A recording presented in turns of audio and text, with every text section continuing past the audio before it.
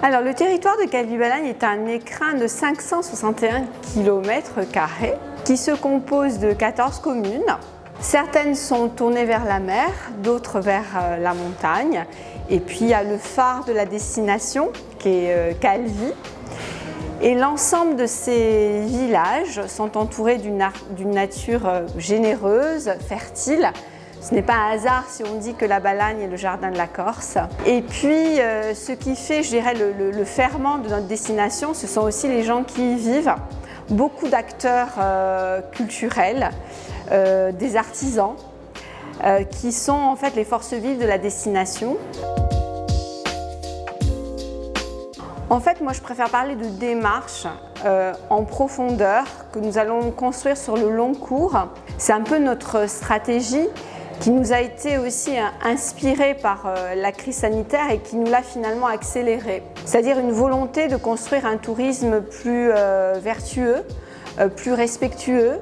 On sait qu'à l'heure d'aujourd'hui, un visiteur est en train de choisir une destination par rapport aux valeurs de préservation environnementale. Donc je crois que l'Office du tourisme se doit, en dehors du fait qu'il est expert de son territoire, eh bien de coller à ces valeurs-là. Notre stratégie, comme je le disais, elle nous a été inspirée par la crise sanitaire, elle nous l'a accélérée. C'est-à-dire que nous avons à cœur aujourd'hui de construire des expériences, des produits qui assemblent certes un hébergement, mais surtout des activités, de permettre aux visiteurs de faire de made yourself, c'est-à-dire de créer son propre panier à travers des ateliers avec un artisan local.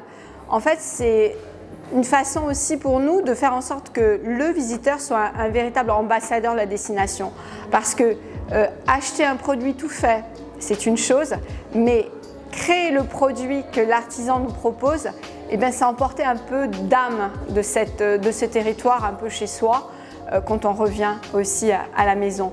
Et c'est vraiment un peu ce supplément d'âme qu'on veut partager avec nos visiteurs.